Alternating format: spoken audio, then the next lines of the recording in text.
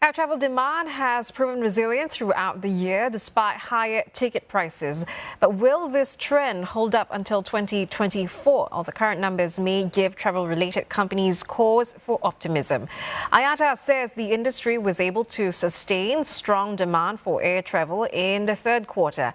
Passenger traffic, as measured in revenue passenger kilometers, increased nearly 30% on year in the September quarter. Airports Council International said strong passenger growth this year places the industry on track to mark a milestone for the global passenger traffic recovery in 2024. Their latest data show passenger traffic is expected to reach 9.4 billion this year. That already surpasses levels seen in 2019 before COVID hit. And that means those numbers could be poised to go higher next year. Asia-Pacific carriers led the traffic expansion in the third quarter, surging more than 75% from a year ago. But the ACI said travel recovery in the region is forecast to slow down significantly towards the end of this year. That's mainly due to challenges in overseas tourism and looming economic concerns, uncertainties which may continue to weigh in the region in 2024.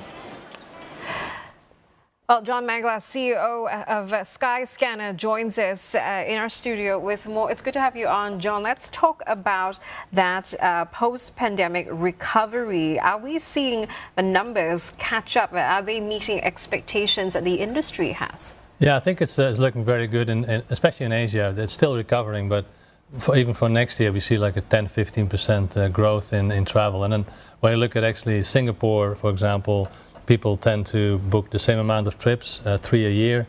50% of the people want to travel more, so it's all looking good. And the other thing what you see is also the booking windows are getting extended. So normally, like during COVID or right after COVID, was like a couple of weeks, couple of months, and now we're at 90 days. So people are really planning to travel and travel more and more. This is surely a surprise, is it not? Because throughout this year, we've been talking about a looming recession. Households are tightening their budgets, yet they don't seem to be, unwilling to spend on travel. And according to your report, they're also looking at specific types of travel, such as lux for less. So they're also looking at luxury holidays. Yeah, and it looks like they're combining things. So for example, they go to festivals, or when they go to a special restaurant, they go on a culinary trip, or they want to go to a concert. So people are really combining these things, the things they would do at home combined to the travel. So I think there's a combination of money spent, and then it's around travel. And then they're very much into good quality for money. The people they look for bargains, but they also want to have good quality, so get more for their money. Well, I understand Skyscanner has a new AI tool that was just launched about a month ago, and it's in a beta version. Singapore is one of the countries that you're trialing it in. Give us an update on how things have been. Why is Skyscanner using AI to help travelers plan their holidays? Yeah, the thing with AI is a big buzzword. We have done this for years already, like to make the machine smarter and smarter, to really figure out what people are looking for. Like 80% of the people come to us to explore. They want to really figure out what the budget is, where they can go, like how long it takes. So with AI, the tools we have today, combining our own data with the AI tools, we can really do like more unique things. So we can do things like find me a place where I can walk on the beach with my dog and party at night. And then what's the best place in Asia? And so you really can have unique questions, and you can have more of a conversation with the system. And that's what we're testing. So there's many applications. But the thing is, you have to combine it with our own data and then also with the ability to book. Because if you just have a search option that doesn't help you to book, then you get inspired, but you can't go anywhere.